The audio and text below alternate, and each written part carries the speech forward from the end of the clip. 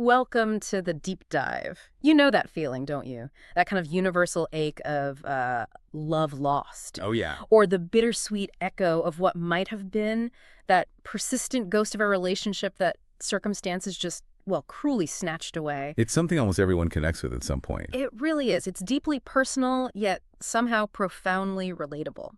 Today, we're diving headfirst into that very emotion.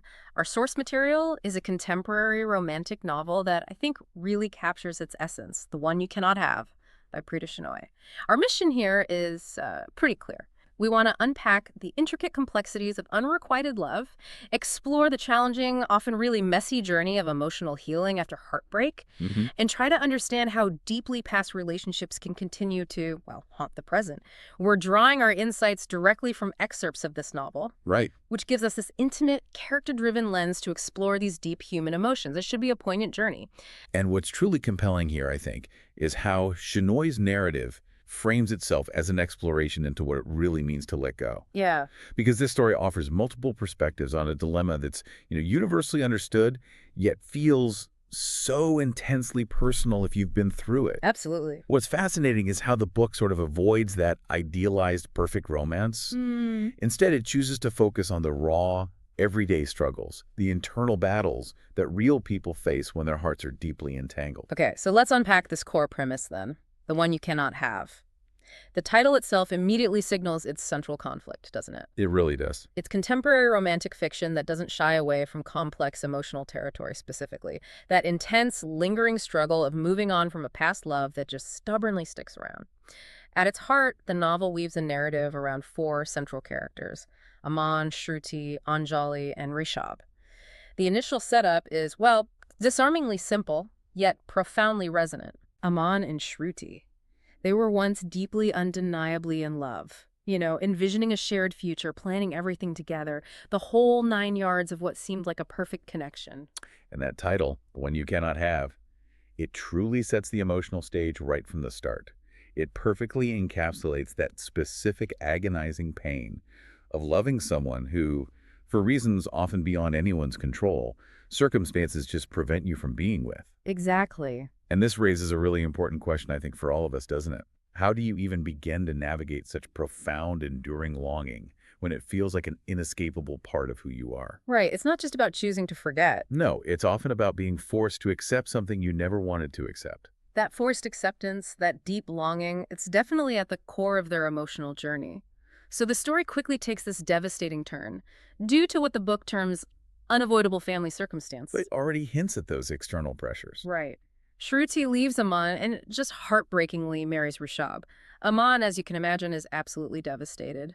Well, understandably. He tries to heal, attempts to escape the emotional fallout by moving abroad. I think it was the US or UK. But even 2 years later, when he returns to India, he's still grappling with this inability to forget Shruti. The past, well, it casts an incredibly long and stubborn shadow. And it's not just Aman struggling under that shadow either. Shruti's past with Aman dramatically comes back to haunt her married life when her husband, Rishabh, accidentally discovers their history, which naturally creates an immediate and profound rift.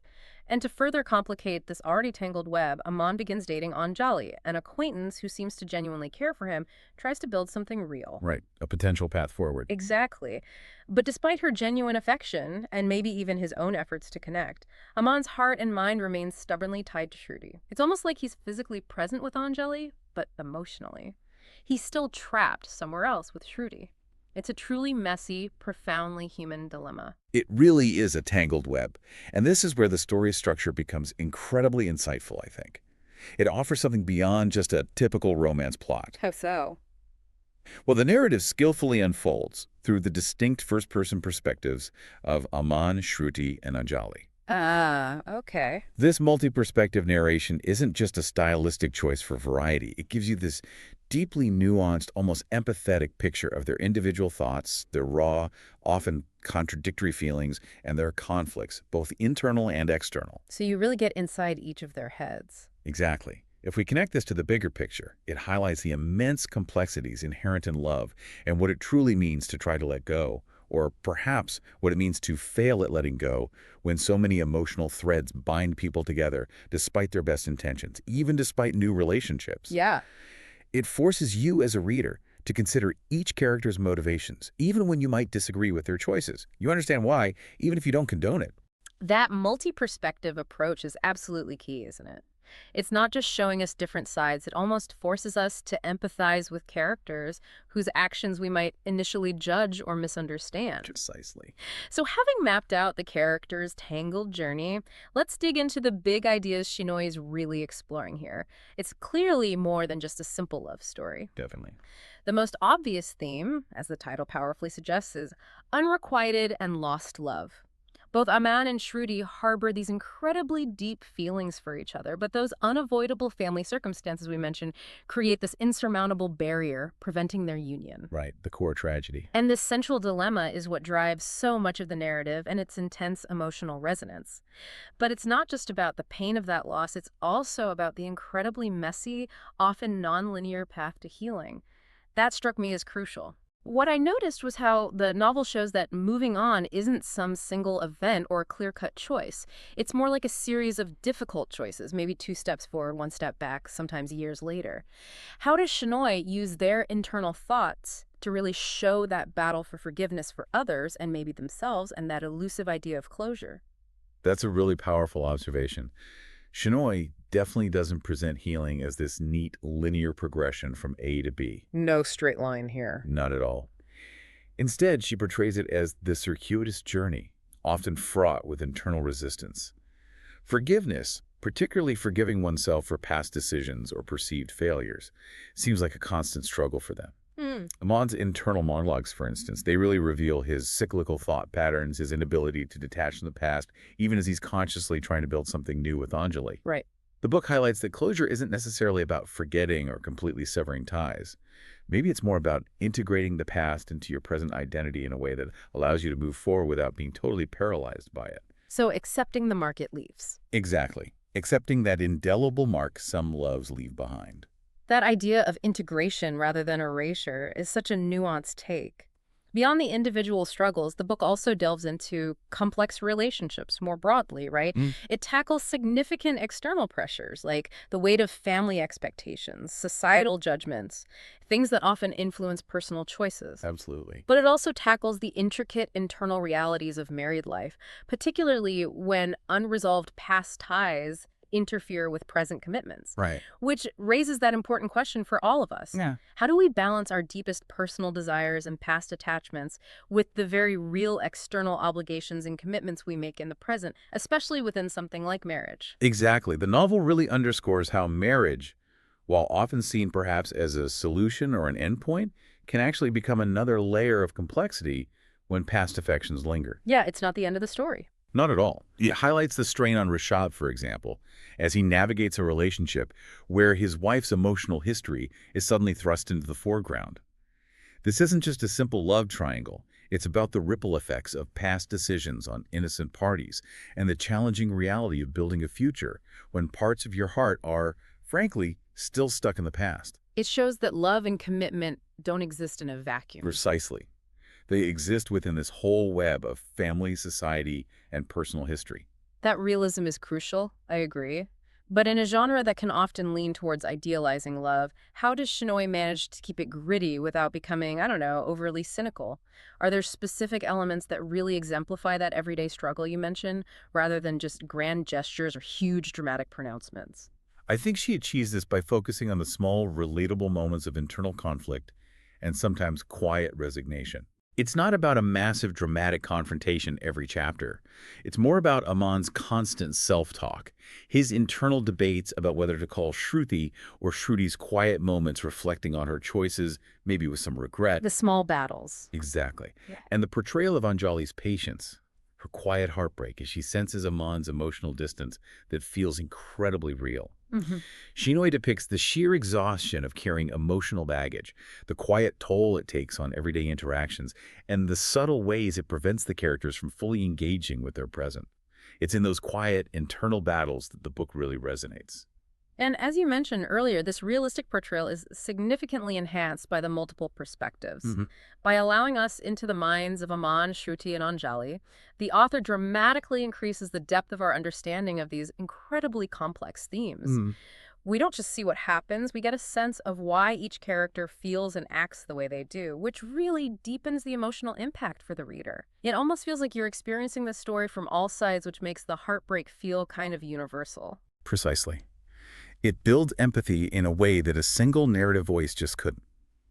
You see Shruti's dilemma. She's caught between societal expectations and her own lingering feelings. Oh. You witness Anjali's quiet strength and vulnerability, trying to love someone whose heart is clearly elsewhere. And you experience a man's profound, almost incapacitating inability to break free. It makes it more complex than just heroes and villains. Exactly. This layered approach means the villain isn't really external. It's often the circumstances or maybe the character's own internal struggles, which makes it all the more compelling and, frankly, tragic. Okay, shifting gears slightly, let's talk about the craft of storytelling itself. Preet Shenoy uses what's described as a simple, clear, and engaging writing style, Yes. Very accessible. which makes the story incredibly accessible, even though it's tackling such heavy emotional subjects. The language is direct, allowing the emotional weight of the narrative to really shine through without getting bogged down in overly flowery prose. It feels very immediate, very present. It does. And tying into what we've been saying about perspective, the effective use of those first-person perspectives from multiple characters is absolutely key to its emotional resonance. Right. This isn't just about showing different viewpoints. It adds genuine depth. It allows readers to truly empathize with each protagonist's unique internal conflicts.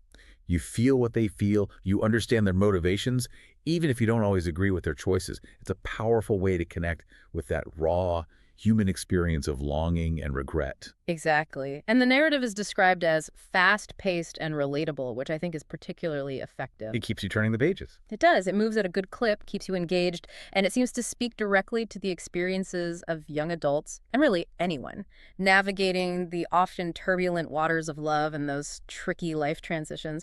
It feels like a story that unfolds quickly, much like life sometimes does. Now, no story is without its varying interpretations, and our sources also touched on some common observations, maybe some constructive criticisms. Sure, that's natural. While the plot is undeniably heartfelt and aims for emotional depth, some readers might find the common themes of love and heartbreak may be a bit familiar or even repetitive. Right. It's not necessarily breaking entirely new ground in terms of its core subject matter, perhaps. That's a fair point. Yeah. While the execution with multiple perspectives is strong, the underlying themes of a lost love hindering new relationships are pretty well-trodden territory in romance. Mm-hmm. Some parts of the story are also said to drag momentarily, especially when, maybe, underscoring the theme of unrequited love a bit too often.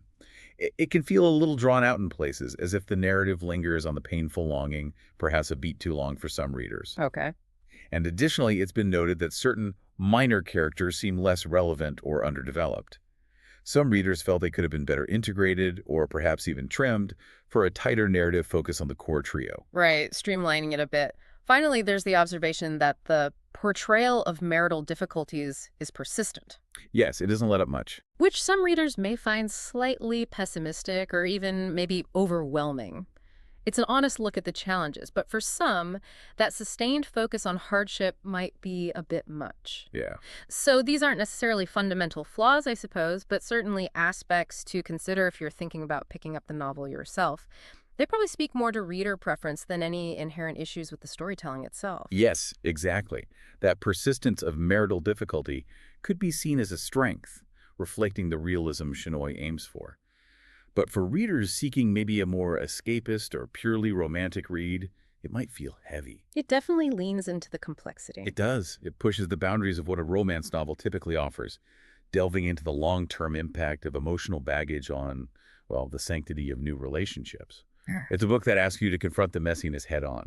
So bringing it all together then, the overall impression of The One You Cannot Have seems to be that it's a heartfelt, touching exploration of youthful love, loss, and that sometimes arduous, definitely nonlinear path to emotional recovery. That sums it up well. Its real strength lies in raw emotional expression and an honest portrayal of complex relationships. It absolutely doesn't shy away from the messiness of life and love. And if we connect this to the bigger picture, the novel tells a truly poignant story of love lost but never forgotten. It depicts that intricate dance between holding on and letting go with remarkable sensitivity and authenticity. Yeah. The characters' emotional journeys, I think, resonate remarkably well with the often complex realities of modern relationships, making it a particularly memorable read for those who appreciate heartfelt romantic fiction that dares to be a little uncomfortable in its honesty. So who should really pick this book up? Well, if you're a fan of contemporary romance novels that go beyond the superficial, this is definitely one to consider. Absolutely. It's also perfect, I think, for readers looking for emotionally rich and character-driven stories rather than just plot-heavy narratives. Anyone interested in exploring themes of love, heartbreak, and that difficult, often frustrating process of moving on will likely find a lot to connect with here. And, of course, if you enjoy narratives told from multiple perspectives that truly immerse you in each character's inner world, you'll probably appreciate its unique storytelling style. And just like that, we've reached the end of another deep dive.